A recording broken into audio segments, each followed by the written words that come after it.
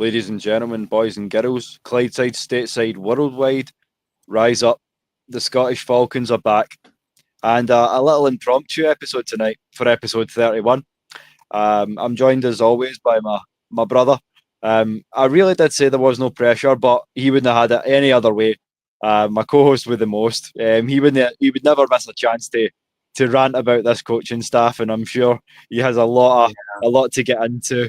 But Des, before we start, how are you? Falcons notwithstanding, but how are you first off?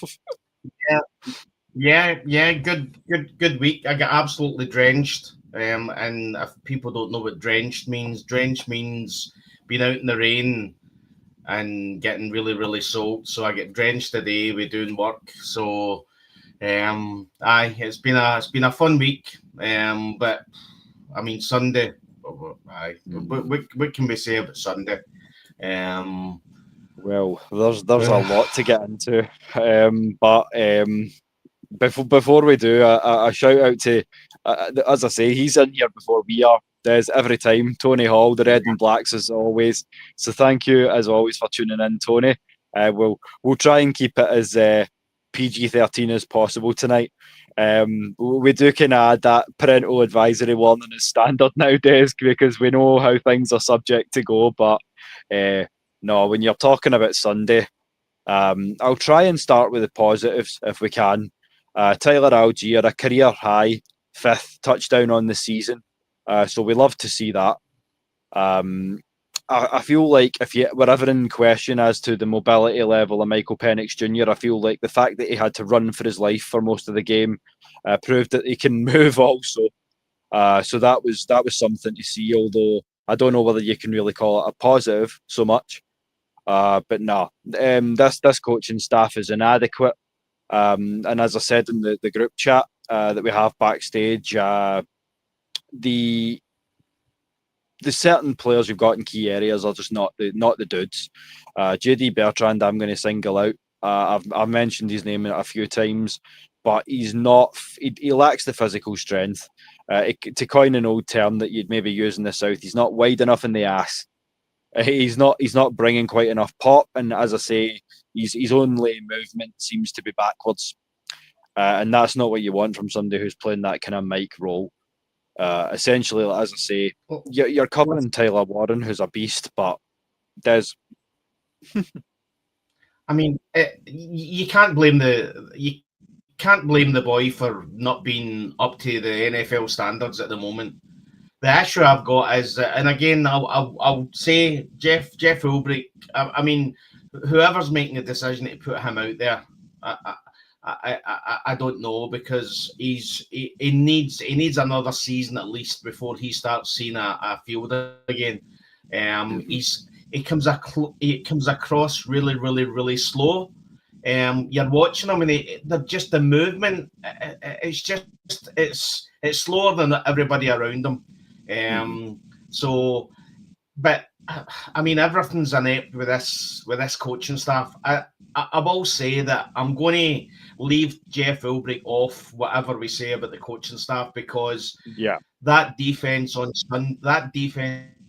Sunday was immense. I mean, 7 sacks. I mean, I think we're up to 29 sacks on the season.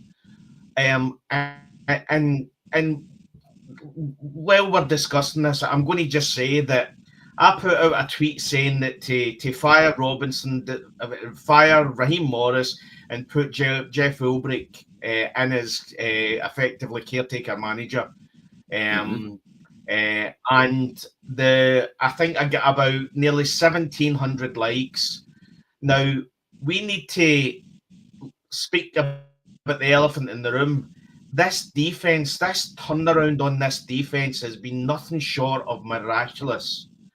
And if we've noticed that the rest of the teams have noticed it, the NFL have noticed it. Now, you see things like Dan Quinn coming out and saying that he has took over the defensive play calling. Now, I guarantee you, if we don't at some point look at possibly putting Jeff Ulbrich in as the interim head coach, and seeing what he can do. At the end of the season, Dan Quinn, his friend, who's looking over from the Commanders, is going to look and say, listen, Jeff, let's have a wee chat. Let's see what you can do for the Commanders.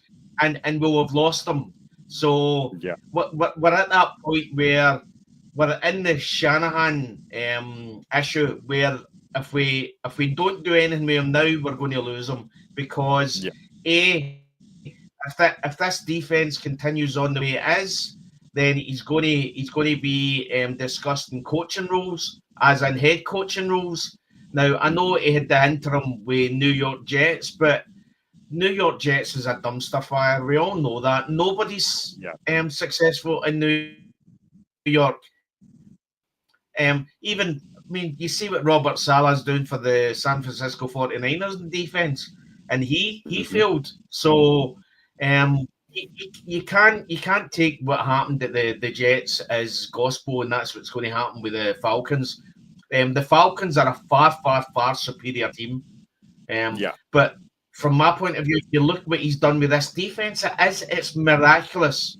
If you'd have told anybody after 9 games we'd have 29 sacks and we would be the number 2 defense in the NFL. Now, bearing in mind we've come up against some tough opponents, then somebody would have called me crazy. You know what I mean? So what he's done to the defense, and I know it was a great draft, but these are still rookies. These are players that you have to bring into the team and make it as simple as possible for them to take in the playbook and make it and make it winnable. You know what I mean?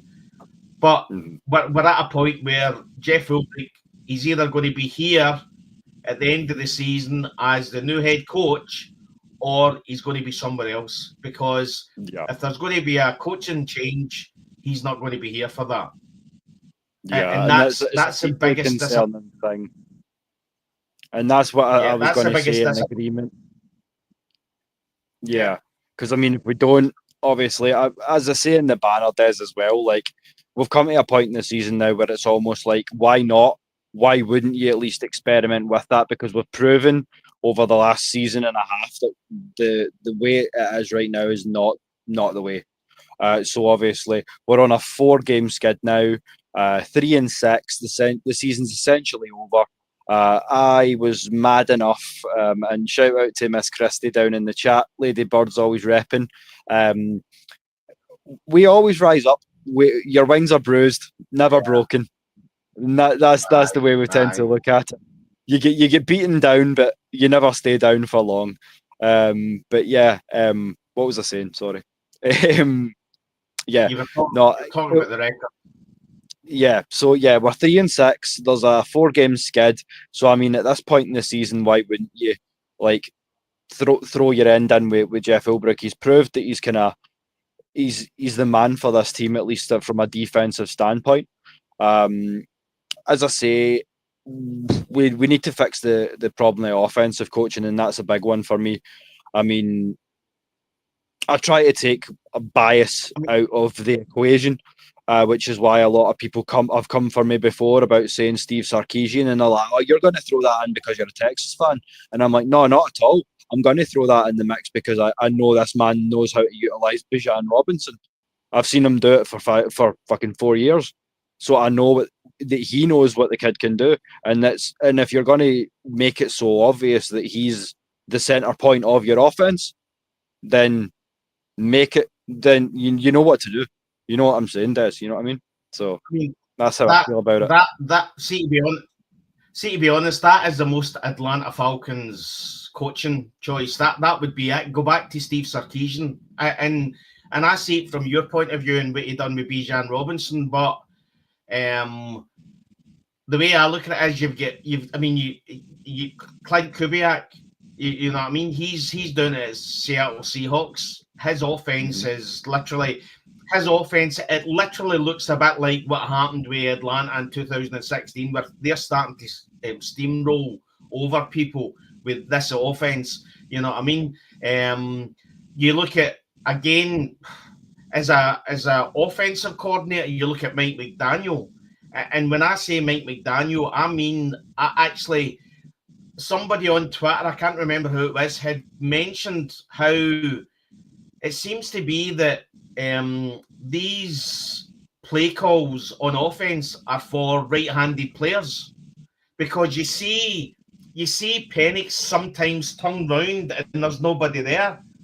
So and Bijan's over here. So at some point, the one thing you would say about Mike McDaniels is Mike McDaniels has an offense for a left-handed quarterback. Well, yeah, he's been running it well to inconsistent levels with Tua, but I mean he's still been running with a lefty. So I mean, you imagine what he would do with a lefty who's a bit more consistent, who's not banged up the way that that Tua is. I feel like that Mike McDaniels is a great option as well.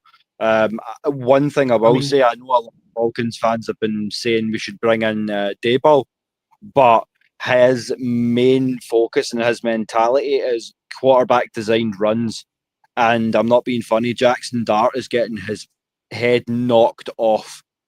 So that is not the way we want to run things in Atlanta if we want MPJ to stay healthy down the stretch, in my opinion. I mean, if you see something different, Des, tell me, but... No, we need to get away from the defensive coach. As far as I'm concerned, Raheem Morris is when you look at his record. I mean, with us, he's 11-15. You know what I mean? So statistically, he's had their games to show us what he can do. What I would say is, and if anybody's watching, can anybody remember or come up with a time where we came away from a game, an Atlanta Falcons game, saying that Raheem Morris had done something to win us that game? Because I can't remember any time. He's done quite a lot to lose his games. I mean, the classic example as well is that there's literally less than 30 seconds to go, and the Colts have to scramble their field goal team on to take the field goal. Raheem Morris takes a timeout and allows them to actually the time to get ready to take the field goal. The boy had missed 2 field goals in the game. And if you're going to feel pressure at any point, it's when you're under a time constraint. He calls a timeout. He then said that it was a give me. It was a gimme. It was literally Raheem Morris believed that the guy was going to score it. Well, that's not on you. So you're effectively looking at a game saying, "Oh, he's going to score it. Just don't worry about it. We'll just take a timeout." Well, put the guy under a bit more pressure. He's missed 2 goals. He's, I mean, it's just, and when he doesn't, and I mean, there's so many mistakes. And it comes back to what I said, kicker-wise. It comes back to what I said, kicker-wise, Des. If you're not going to trust a guy to make consistent kicks, how's he meant to get to that level if you're not going to give him these test kicks at range to kind of try and test that? And Christie's saying as well there that when Raheem said there had been no change, she didn't see any improvements, and we're going to end up getting Bijan hurt. Our opponents already know what our offensive plays are. Yeah, exactly, and this boils down to the ineffectiveness, the inefficacy of Zach Robinson's play calling scheme, because there's no plan B. We have no back door. And we really should have, because you look around at the receiving weapons that we have, Des, and Kyle Pitts, Drake London, Darnell Mooney when he's 100%. Even when he's not, he's still a very serviceable third option for checkdowns and things of that nature. We've got Charlie Werner in there. So, I mean, we've been saying it all season, and I'm getting pretty tired of saying it at this point, but we have way too many fantastic players in way too many places to be 3-6. Listen, well, the issue I've got is that, again, I'm at the same position where I was with Arthur Smith for quite some time. Whatever you say, whether you say there should be a change or not, you need to accept that what you're seeing this at the moment is not working. We have got the best roster, I could say, since the 2016 team. We have got to a point now with the play calling. If you stop Bijan and Tyler and stop and cover Drake London, there's nothing else. You then seen part of the game where Charlie Warner was getting targeted, and people forget at high school Charlie Warner was a pass catching tight end. It was only when he came into college that he reverted to the blocking tight end. But he showed he can still catch the ball. But again, if you're Zach Robinson and everybody in the league knows that Charlie Warner is a blocking tight end, right? At some point, you're going to work out to start bringing him into play as a pass catcher because the other team isn't expecting that to happen.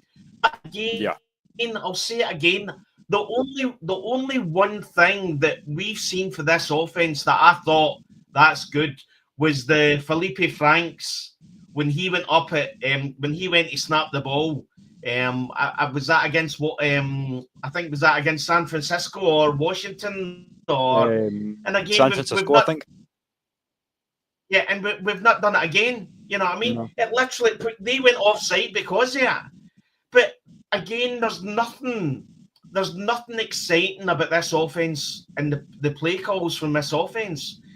The other issue I've got is that Zach Robinson thinks Michael Penix Jr. is a 10-year vet with the calls. He's literally he's not helping that. He's not helping that guy. The guy's a rookie. He's played 3 full games last season. He's played 9 games this season. He's played 12 games. And he is getting play calls that are absolutely nonsense. And then I'm hearing some of the fans questioning whether Michael Penix Jr. is a franchise quarterback or not. Some of the throws this guy does is top drawer. He just needs an offensive coordinator that can play his strengths and not effectively just throw him out to the dogs. Yeah. And this is to back up again. Shout out to Carlo Wiggins down in the chat. I think that's maybe the first time I've seen you commenting, so thank you for joining us. Out of the last 2 weeks, he thinks we're close, a few cat hairs away. Yeah, we've got the defense to thank in a lot of cases, but you can only shore up so much. We seen it in the loss to San Francisco, how beaten up the defense got because the offense couldn't stay out there. So it's the inefficacy of the offensive play calling that's really hampering this team and the lack of adjustment. Because if we were able to adjust a little bit more on the fly, then we may be in a more favourable situation. Who can say? But yeah, you can see that there's young, hungry guys, as you say. It's the coaching and execution that's letting them down, and I feel like I don't want them to lose their will either. Guys like Jalen Walker, James Pierce Jr., Billy Bowman, Xavier Watts. I don't want these guys to have their will to play drained from them because this coaching staff is so poor. Well, listen. Well, we're close in games because of the players. Nothing to do with the coaching staff. It's because we've got fantastic players. You know what I mean? There, Louis come in, Tyler's uncle. I mean, Tyler was putting his body on the line on Sunday, and I know Louis was over in Berlin, putting his body on the line. And then you see after the match as well, you see Drake London, who's Drake London's literally looking at this saying, I'm only doing what I'm getting asked to do. So even he's not happy with the play calling. These are players that we should be winning games easily with these players that we've got. And what do we do? Because of the players we've got, we go against great teams and we scrape a loss. We just miss the win. But if we had decent coaching, we'd have been winning these games. Yeah. I agree with you 100%, Des. And shout out once again to the Ladybirds. Sonia's just jumped down in the chat, and while you're talking about the Ladybirds, a double header tonight. First lady herself, Maggie's in the building. How are you, Maggie? Hi, how you doing? Yeah, not too bad. Just decided to have a little impromptu rant of sorts, I guess, Des. But Yeah, no, we wanted absolutely. to touch base, especially after Sunday. Obviously, we felt like the European game was a good point to kind of touch base, especially with the Euro fans as well as yourselves over in the States, and kind of say, okay, so we're 9 games down, 8 to go. It's kind of a good point, sort of mid-season mark, to kind of look at things in a wider perspective as well as in the spotlight of Berlin, and sort of go, where are we? And I know that's something you want to do a little bit more later on tonight on the Ladybirds. So, how are you feeling? I mean, I know you weren't too happy about the loss in Berlin either. No, and I want you guys to check the private chat if you can. Also, because I tried to send one in the chat, it wouldn't let me. But I sent you messages on X too. So really, honestly, like I said, every show, and I'm gonna say this again on my show. It really depends on what team steps off that plane. You know, at this point, I'm not surprised. It's kind of just what I see all the time now is it's happening in every single game, whether we win, lose, or draw at this point. It's obvious that it's a little bit of blame of everybody. We just can't say, okay, it's the OC, it's the head coach, it's a little bit of execution from the players, but that comes from them not having confidence anymore, don't trust the play calling, just wear and tear of the players getting hurt, some people being out. It's a number of things. To me, it's an overall team issue. So you can point the blame at everybody, minus Terry, because he gets the talent over here. We just have to use the players right. Clock management is still an issue. Yeah. Communication is still an issue, even with your OC on the field. So right now, I don't see a head coach that's fed up and let me get involved with these players. Let me talk to them. They're taking it out on the OC, but it really needs to be an overall collective of like, look, man, won't you make a decision here? Situational decision. This might not be working.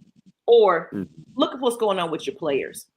Instead of you saying, oh, we just need to find a way to do this. I don't know if you guys follow the 680 The Fan. Yep. They even got a superhero called Find a Way Man, if you haven't watched it. But it's literally every single press conference that our head coach says, we got to find a way to win. We got to find a way to win. But, sir, we are in game what? Yep. Clearly something is not working here. So let's go back to the drawing board. What is happening? Yeah, just coach speak white noise. Pardon my French, bullshit. Just the same generic coaching. Yeah, coach speak 101 is what it feels like. But to back up what Christie's saying as well, what happened to the special teams, or what Lou's saying, that we only came from under centre one time. It was effective, but we abandoned it. We've got to be better. There's no accountability on this team. It's always like, oh no, we just need to get better. But it's like, well, you have all the talent there to get better. So, and I feel like, I think I've said this to you guys in the chat as well before, by saying, oh no, they know what we've got coming out for them. They knew what we had coming today. Okay, so you're basically just openly admitting to me on air that you're inadequate as a coach to adjust to a team that knows what you're going to do well, when you have all these different weapons all dispersed around the field. I don't want to hear it anymore after a point. And obviously, as I say, like, people have had to go at you, Des, and we'll pass it over now to you. But like, people have had to go at you saying we're giving up. But no, this is how real we need to be. This is why I like the chance to get together with the international family and just like really have it out, because this is the chats we need to be having at this point in the season. Wouldn't you agree, mate? Aye, but the sign of a great leader is when the shit hits the fan. He's the calmest guy in the room, and he then has to make decisions based on what he sees.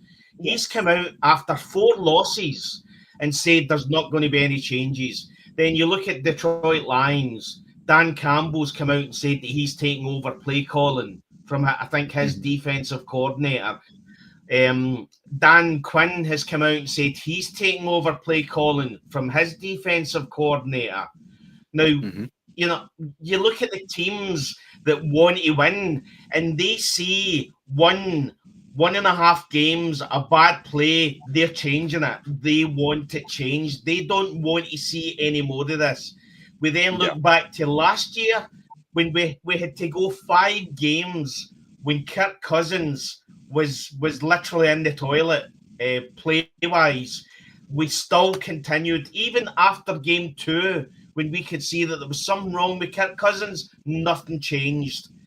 I would love to have a reporter ask Raheem Morris or Zach Robinson to say the alphabet, because I guarantee they'll start at A and they won't have anything else, because that's all they've got. As you said earlier, they've got plan A, and then if that doesn't work, well, we'll just stick with plan A and we'll continue to make it happen until we make it work. And what's then happening is you can see the heads of the players going down. You can see them. Yeah. They're demoralised. Go back and look at Penix Jr. In the interview he had. And literally, he's looking at himself and he's calling himself out, saying that he has to play better. But you need to have an offensive coordinator then that understands you're playing your 13th game. Yeah. And we need to be easier and make the offense easier for a rookie quarterback. Yeah. And what I feel like said a lot, and I'm sure I didn't want to go off too much on it until I'd had time to kind of process it a little bit. But what Drake had to say as well, and I'm sure you like this was something that maybe cropped up on your feed too, Maggie. Yeah, because Drake literally said, I just run the routes they tell me to run, which is basically like, look, as I say, he had every right to do that because he's coming off a 3-touchdown performance. So if there's ever a game where you can go, it's not my fault, like, come on, guys, it's after that one. So, I mean, like, as you say, I mean, I'll get your thoughts on it too, sis. I mean, I feel like Drake had every right to say what he said, 100%. And I'm gonna add to it because it's something I'm repeating. It's like, listen to the players at this point. I've heard Michael Penix say it. I'm just doing what I've been told, basically. Bottom line. I mean, of course, I feel like Penix is now in a position where he is making some mental mistakes.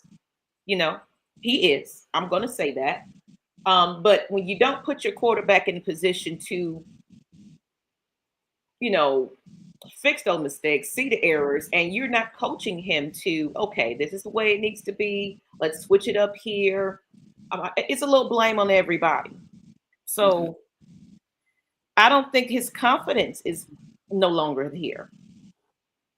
This is how I feel. I put out a tweet yesterday that I think Michael Penix Jr. has not went backwards, but he started to struggle since TJ Yates took over the wide receiver room after Ike Hilliard was sacked.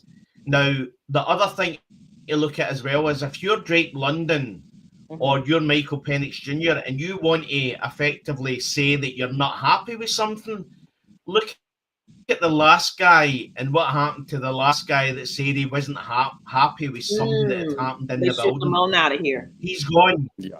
Yeah, absolutely. Well, especially at the NFL level, you're talking about levels of nuance. And TJ Yates was a quarterback. Ike Hilliard was a receiver. So it's how well you understand the position. And a quarterback can only understand the wide receiver position unless he's played both to a certain extent. I feel like to coach receivers to the highest level, you need to have kind of played that position. At least for me. I may be biased because I was a receiver, but I feel like to impart my wisdom, I wouldn't then, although I understand what the quarter. Oh, is he gone?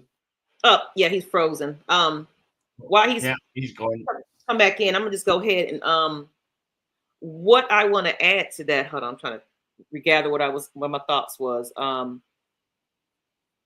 When you were saying about the regression and everything else, I agree with you. I agree that it just seems like something has shifted in Penix that is definitely a concern at this point. I'm just wishing I knew exactly where I was going. I had a point and I lost it. Yeah, but you just wonder what he's getting taught in practice, because again, the sign of a good coaching staff is a coaching staff that will get good players and make them great, and a coaching staff that has great players and make them amazing. And we've got great players, and they're going backwards. Oh. That's the sign of a bad coaching staff. So you wonder what he's getting taught and what he's getting asked to do in training, because he's coming into these games. I mean, I called out again at the weekend. There was one part on the game where you see Penix kind of going like that, as if to say, you need to get the calls in quicker. You're not giving me enough time. And again, that's on Zach. Yeah. And again, that means that that's not allowing him to look at the defense and see and work out what he's seeing from that defense. And I think Penix is a kind of player that he's the way I look at it is, it's as long as he knows he's got time to prepare, he's confident. But he's getting rushed. He's not getting a chance to look at the defense, and you can see his head going. I remember exactly what I was saying, Des, before I forget it. So you was basically saying that, look what happened when Ray spoke up. Well, he just we could tell that was something going on in the locker room where he didn't agree with the wide receiver coach being let go. I'm sure that's what it had to be. Zach Robinson issue, maybe, we don't know. But it's clear somebody wanted him. So they tried to play it off as if it was a skill situation where it was on Ray. But, I feel like Penix is probably not speaking up too loudly because he doesn't want a situation where it's like, oh, because what I'm saying is they look for their scapegoats versus tackling the main issue here. I didn't feel the wide receiver coach was the right call right then and there. I was more looking at special teams. I was looking at other things that needed to be addressed. So it's like they're looking for the scapegoat. So with our quarterback saying, hey, I got an issue with this. Let's look at your skill set again, and let's readdress this issue. Not saying they're going to get rid of him because it's going to look crazy with this roller coaster of quarterbacks, but it makes a wonder, is there a miscommunication somewhere between the coaches and the players? Yeah, and that was one thing I did want to kind of bring up with you guys while I had you tonight was the special teams has been really inconsistent this year, and for a team who I think we've said before, Des, we've put a lot of space within the 53-man roster to players who are adapted to excel in the role of special teams player, and we're not doing that. To special teams, that we literally, when we done the 53-man roster, there was about 8 or 9 players that were specifically picked to allow us to have a good specials team, and we're at the point where Jamal Agnew just doesn't answer. If he kneels down with every kick, we're in positive yardage. I mean, because he's literally he's not. I know he's played for other teams, but for us, again, I keep on saying, when you see a player that does well for another team and he comes to your team and he goes backwards, that's on the coaching staff. That's a good player that's literally listening to what you want to do on the field, and he's regression. There's regression. He's going backwards. That's bad coaching staff. Yeah, that's and what this is that the thing. Like, I would say that I would almost feel more inclined to, like, if I was a fly on the wall, I would want MPJ to speak up, like in terms of your quarterback stepping up and being a leader. But at the same time, in his responsibility level, such as it is at the moment, I feel like he needs to just. He's already learning the pace of the pro game, how to get used to being hit a lot more because he's had inconsistent offensive line play and things of this nature. So he's got a lot on his plate anyway. It's not really his place necessarily to step up and be a leader, and he has done his best to do so on the field. I mean, we've seen it, and in the pressers as well. So, I mean, you can only expect so much out of us as we keep going back to this. A kid that's only played like essentially 13 games in the pros, so I feel like to sell him short on that would be naive, would be completely ill-informed. And I got something to add. Question. Yeah, sorry, Maggie. No, go ahead. You can go ahead. I'm going to go after you. So I'm going to say, do you think that in the Detroit Lions locker room that Dan Campbell has got the respect of every single player in that locker room? I guarantee he has. Oh, yes. Because he does. when push comes to the shove, he takes the responsibility head on. He doesn't. I mean, yeah, it's come out that he's took on the play calling, but he doesn't throw good people under the bus because he wants to save his own job. You know what I mean? I'm telling you now that Raheem Morris has lost that locker room, and he's looking at that, and he's effectively, you're looking at players that want changes. They're coming out in press conferences and saying that they want changes, and they're saying it in a way that doesn't come across badly, but they're saying it. And Raheem Morris, it's the same old. We just continue to go on. As far as I'm concerned, Raheem Morris as a head coach is out his depth. He will never succeed as a head coach because he wants to be everybody's pal. He doesn't. He wants.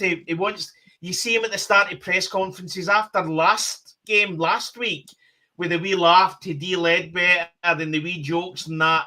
He wants to be everybody's pal. Well, see, in NFL, you're nobody's friend, especially if you're the head coach. You have to make tough calls. You have to make tough decisions. And at the end of the day, your loyalty is to only one place, and that's the team. That's it. So, and if it's problems, it's tops down. Sorry, Maggie, on you go. Yeah, so I wanted to add to it. So it's like, okay, so what needed to happen? You know, how it was beginning of the season, we were seeing our veteran quarterbacks, you know, it was a big hype and everybody's behind Penix and things like that. Let's not let this slip out of our hands. We need to put as much attention to him now than ever, meaning he also needs to kind of relook at himself and say, let me take it back to my college days. What made me successful here? I need to be calling players only meetings and having a regroup to my players and say, hey, team, I need you right now. Where's the disconnect? What do we need to address with the head coach? What can I do to change? You know, take it like a step from Matt Ryan, who used to do those things. You know, he needs a lifeline right now. Hey, can you help me here? I'm not grasping this at this point because my head coaching staff is letting me down. And of course, I take accountability for my own execution in this, but don't leave them now. Don't make this another Ritter situation.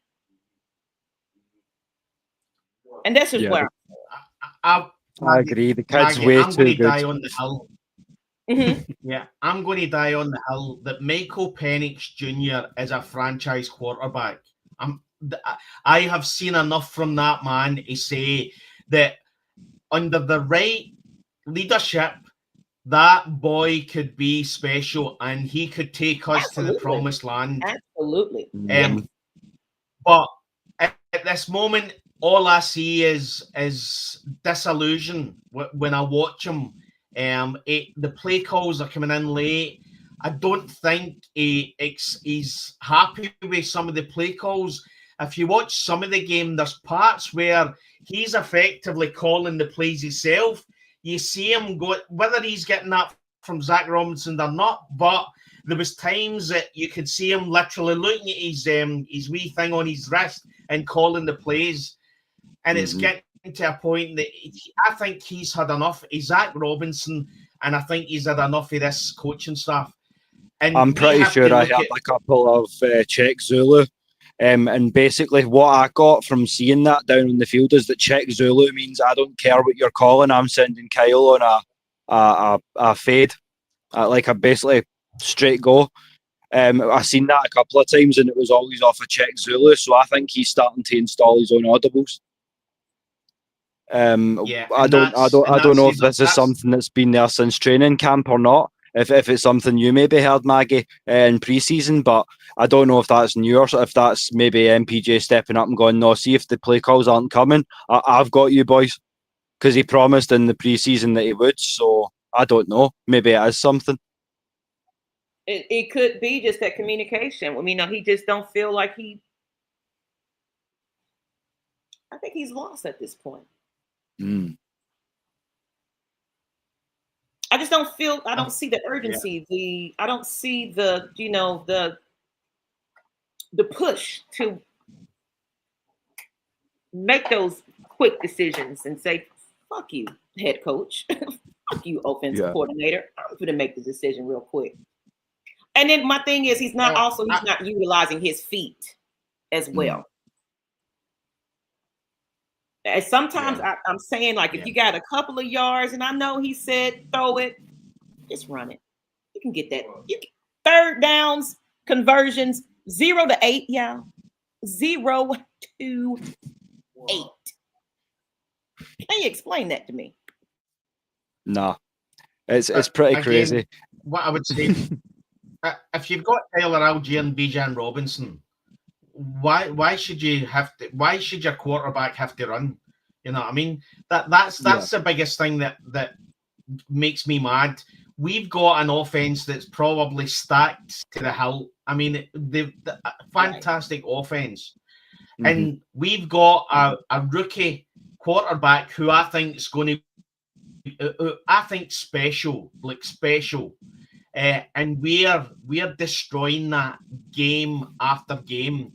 And it's going to come to a point where effectively it's going to get to a point where Penix Jr. is going to get dropped, and it's going to be a Sam Darnold or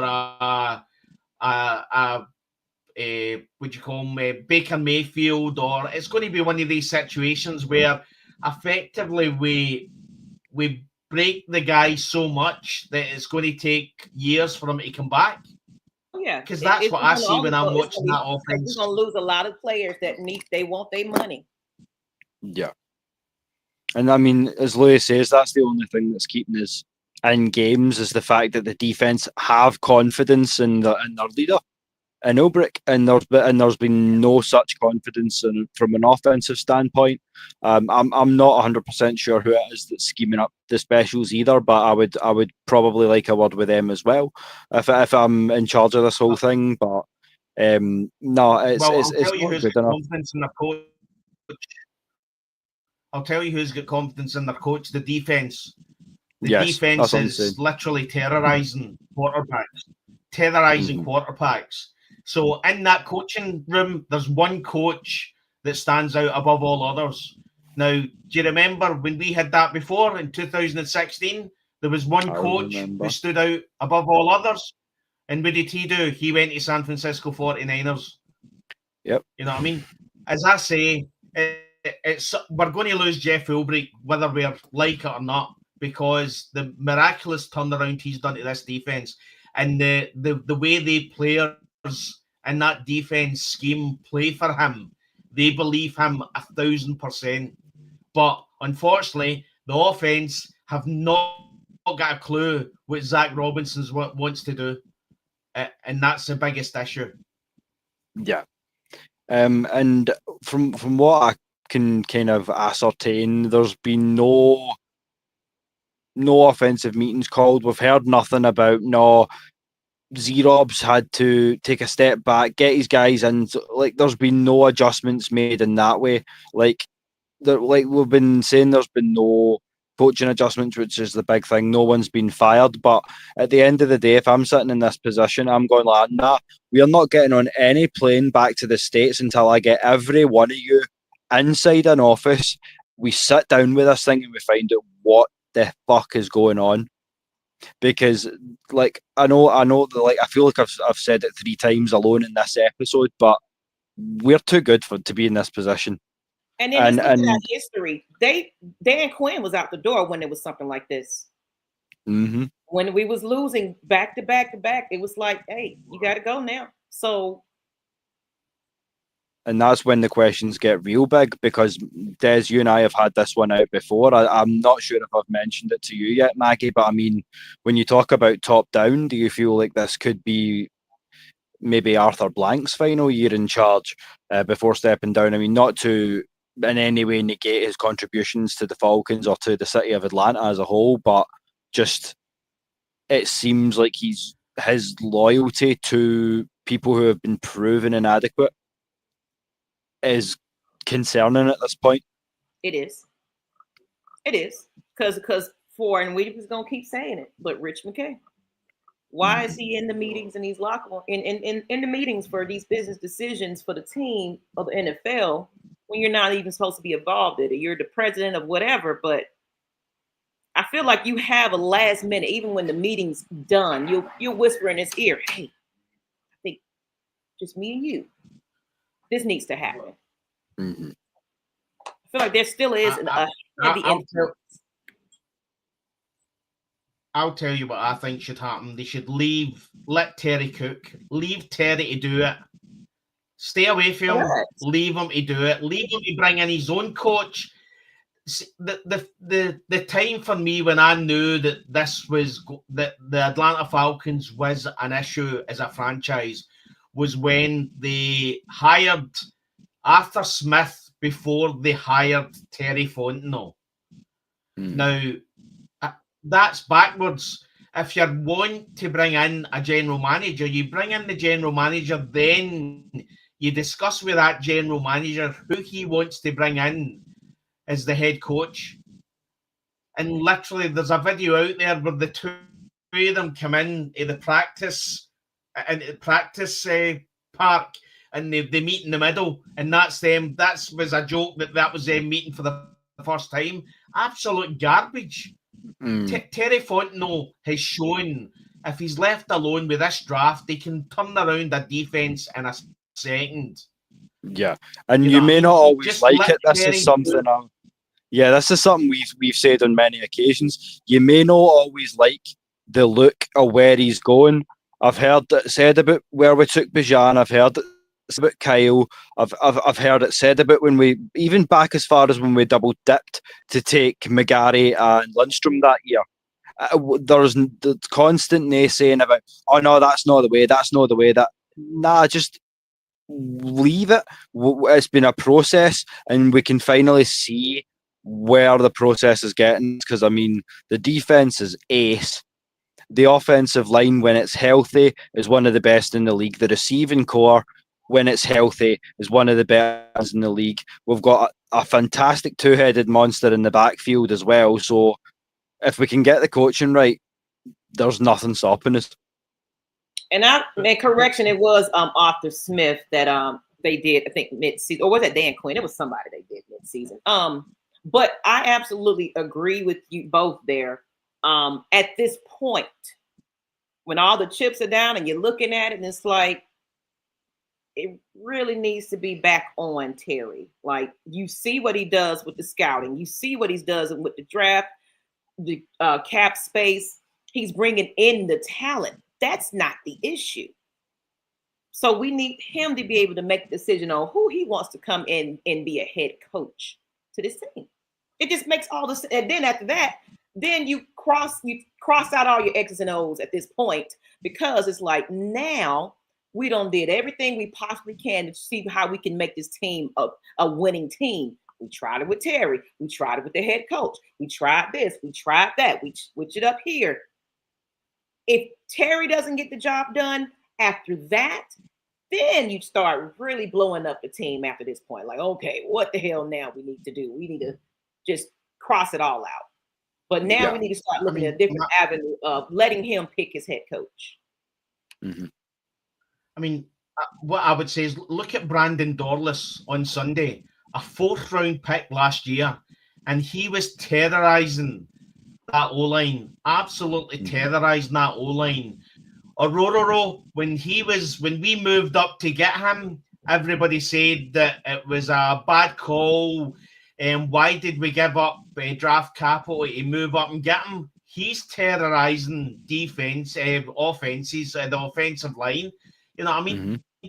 All these picks, and some of them are lower picks, have been phenomenal. You know what I mean? Mm-hmm. So you look at, as you say, the scouting. Terry's doing the job. No, I'm telling you now, if we brought in Sean McVay or Kyle Shanahan and put them in charge of this team, we're going to the Super Bowl. This is a good enough team to get you to the Super Bowl. It's just the coaching staff are they're just abysmal, and we can look at Penix as much as we want, or we can look at the O-line as much as we want. At the end of the day, the coaching staff are the ones that take the hit. They're the ones that when these results aren't going for them, they have to look at themselves in the mirror, make decisions and make changes. And after 4 losing games, nothing's changing. It's still plan A.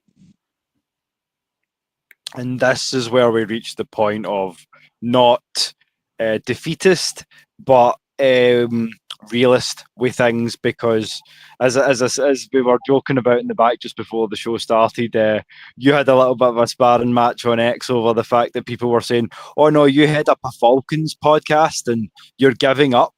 And it's like, well, no, you just reach a point in the season where some real conversations have to be had, and you need to put on your big boy or your big girl pants, as you would say over in the US, and really get down to some real talk if it comes to it. And frankly, we've not been good enough, so here we are. Yeah, I agree. And again, shout out to Mark Zinno as well, because Mark Zinno is probably one of the only reporters that asks the hard questions. Yes. I mean, I actually seen an interview today, and one of the reporters asked about the fact that Raheem was on 2 teams, the Commanders and the LA Rams, that were 3-6 and then came back and got into the playoffs. Now, it can happen, but listen, it's going to be tough. I mean, statistically, as you say, if you look at it, I think we're about a 2.5% chance of getting the playoffs. You know what I mean? Last time I looked, 3.7. Yep. It's if you're a poker player, that it's about time to fold. Like it's not. It don't look too good. But it was a good opportunity to get you on tonight, Maggie, because I know that obviously we've been talking recently about expanding into some new shows and possibly some new time zones and things of that nature. So to that effect, I was going to, because the chat's been quite active and because we're at a point where everyone has a lot to say, if you wanted to, can you copy and paste that StreamYard link into the chat for me? And for the last, say, 20 minutes or so before we kind of round things down for the evening, if any of you want to join us and have your say with the kind of the head honchos, as it were, of AFNI, and as I say, have your talk on all things Falcons, then one of the guys is just about to drop the link for you down in the chat, so don't be afraid to join us. We don't bite. Not right now. Yeah. Well, no. And if you don't want to come on camera, feel free to give us plenty of questions in the comments.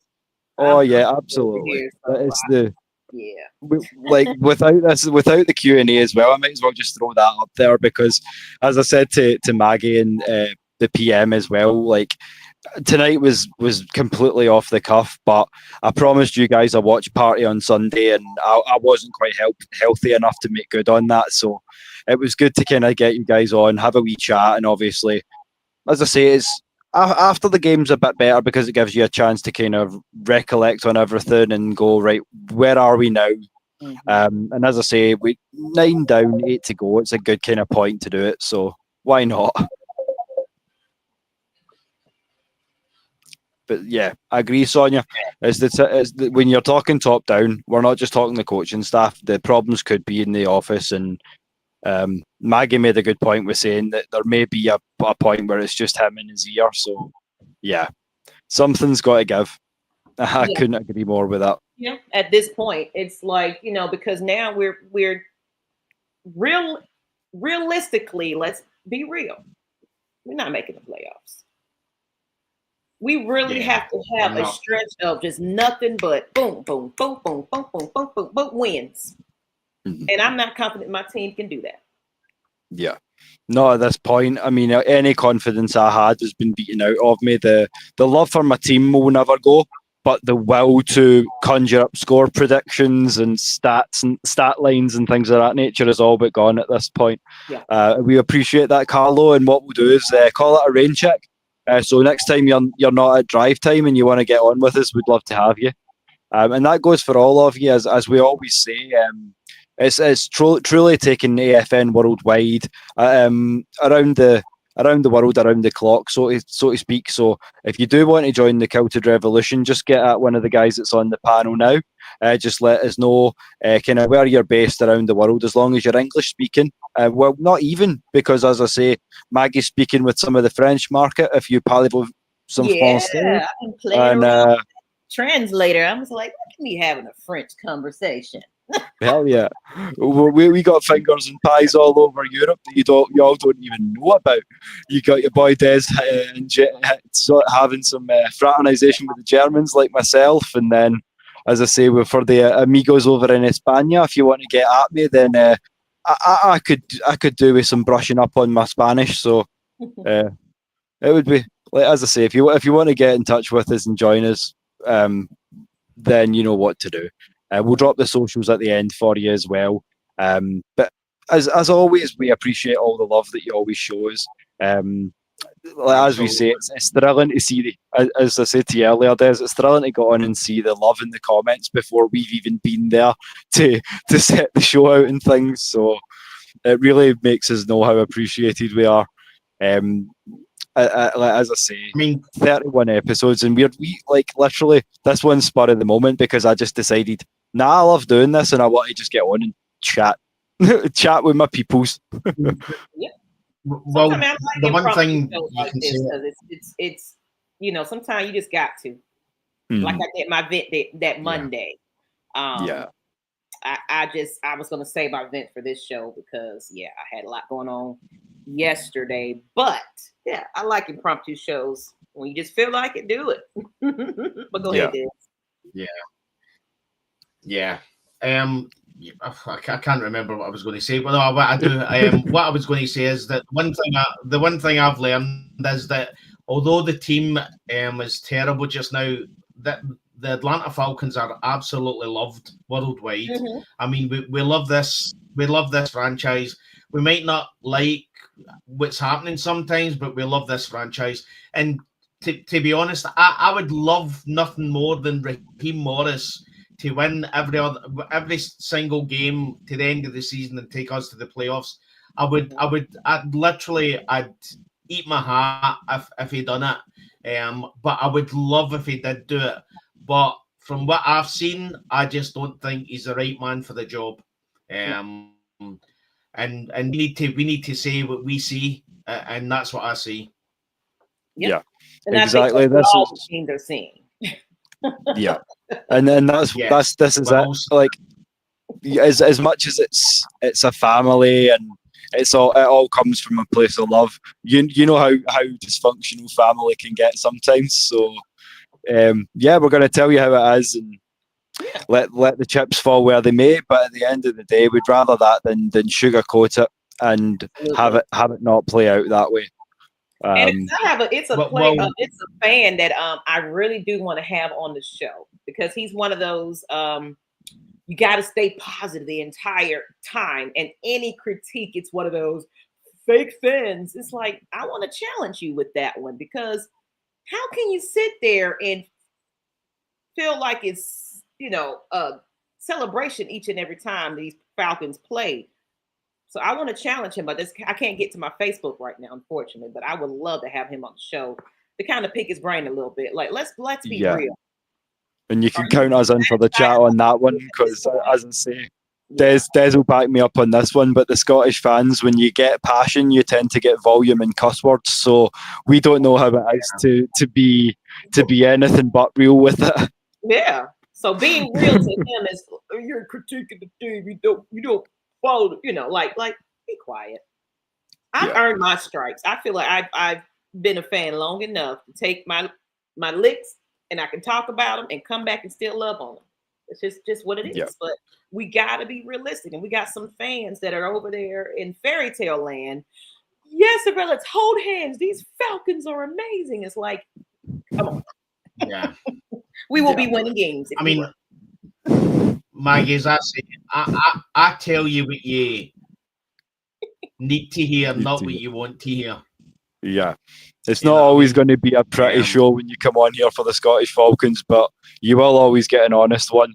So while you're earning your whip marks on your back for the last smashing that we got, or whether you're, as I say, it takes a lot of pain to earn those wings, but once you do, they're there for life. So as we said to Christy earlier on, they may be bruised, but they're never broken.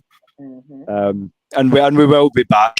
Rivalry week 2 games in a row coming up. So the Pussycats and the Aints. So if you can't get hype for that, then as a Falcons fan, you'll never be hype, in my opinion. So things are about to get vocal again. As we say, it's been a little bit of a down week, sort of resetting process and everything. But again, shout out to Germany, because what an event they put on.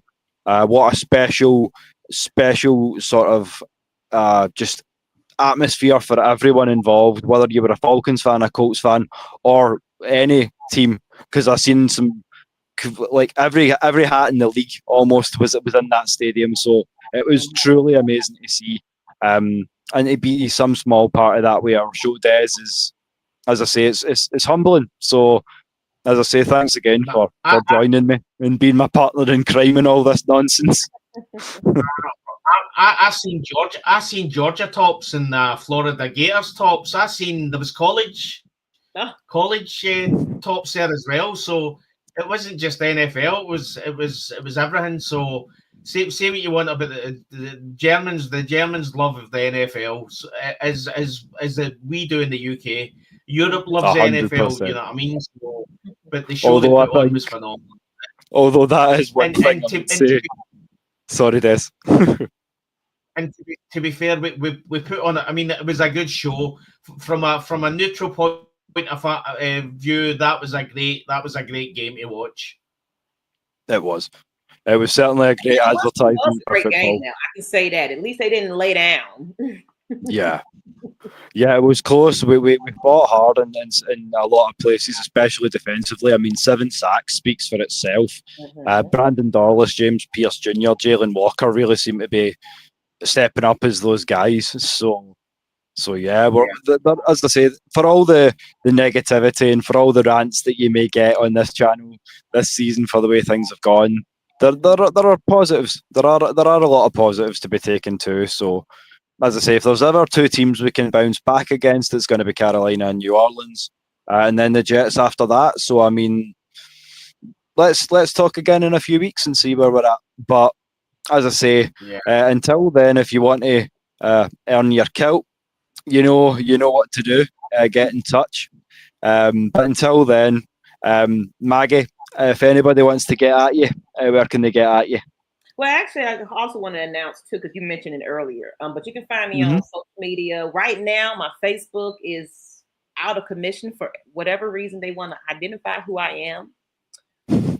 Oddly, I've had that Facebook since I was young. So I say how old I am, but yeah, I think I was in my early 20s, maybe 19 years old when I started at Facebook. But anyway, so they locked me out completely where I don't have access to my chat. So right now, if you really need to direct any messages to me, you can find me on X, Maggie T Productions. You can find me on Instagram. You can find me on TikTok. And of course, you can email me at maggietproductions@gmail.com. So if anybody's been messaging me on Facebook, I can't see it. But as far as I would like to, and I haven't done this announcement in a while. I'm going to say that because I have been very collective about making this announcement. With the addition of our Scottish team, I know there's some interest of people that are interested in joining the Atlanta Falcons Nation team. Outside of, well, of course, they can join the international guys, but Mag is ready to expand again. So I'm putting out there, I'm actually looking for, because of course I have rebranded, I have changed some things around as the direction where I want this channel to go, and I want to grow. So if you are interested in maybe possibly debuting a show or joining the panel for a show, if you're not comfortable, this is the platform you can get that attention. Now, I'm going to say this here because has been a lot of controversy about that. This is for you to get your name out there. This is a platform for you to utilize to get yourself heard, create your own brand, and advocate for yourself at the same time. Okay? So this is not a job application. There is no paperwork that you're filling out to say, hey, I want to. It's just a communication between me and you as far as the direction of where you want to go with it. How would you like to utilize the platform for your own benefit?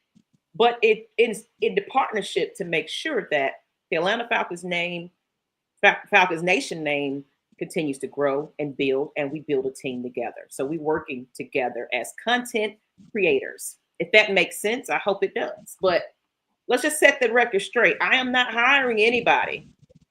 This is all for the sake of people that love doing what they do. As far as content creating, they want to talk about the Falcons. So let's set that record straight. So if this was a, for my part, if this was a job, I would call you boss, not sis. Yeah. So this is a family over here, you know? So I want you to make your own coins and do whatever you want to do with it. But I feel like when we grow together, it's better. That's just my opinion. So MaggieTProductions@gmail.com. All my platforms, I will reach out to you and, you know, let's go ahead and talk if you are interested. If you just want to be an extra crew member, great. If you actually have a show idea, because I would like to actually start incorporating morning shows. We have a lot of evening shows, so it would be great to have morning and afternoon shows to kind of also make this afternoon time for us in the States, 3 p.m., etc., something that people are used to. So if you would like some afternoon shows, morning shows, that would be great based on your availability. Mm-hmm. So I'm looking forward and to on that note, I mean, I'm going to have some more availability around about this time, this Scottish Falcon show notwithstanding. So I'm going to be doing some real spill, which is going to be my solo stuff. So if you're into more of the wrestling side of things, or if you want to talk some college ball, we're going to be doing that there. Or if you want to get into some music or some real life talk as well, it's going to be a little bit of freeform, a little bit of everything. So stay tuned for that coming soon as well. But in the meantime, as I say, when it joins to, if you do want to come on board and you're feeling a little bit sheepish or nervous, take it from me that the guys at AFN are extremely accommodating, and now I've reached a point myself to where I'm heading up my own team. So if there's anything I can do to help you guys transition along, even if it's just coming on with you for 10 minutes before a show just to help smooth things over, or I can sit in the back the way Maggie does and just make sure everything's okay, just let me know if there's anything I can do. There's ways we can accommodate you, but all we want to do is just give Falcons fans the chance to have their say, and that's what it's all about. And we are the Falcons Nation, so it's like, it's, you know, we might as well. It's a nation. Everybody needs to come together and love and hate on these Falcons. That's it. Falcons Nation knows no borders. And as you guys always know, as we always do at the end, we like to close out with our little banners. So never forget that Des and I, we love our ATL. And before we wish you good night, we'll let Maggie take you out with this one, because me and Des they must be sick of hearing us say it. So we'll let you take this one, Maggie. Well, I think we missed Des on where to find him. I believe we missed out. Before we take sorry, Des. Yeah, we're actually live on there right now, Des. So shout out to your people. Yeah. Sorry about that. Yeah.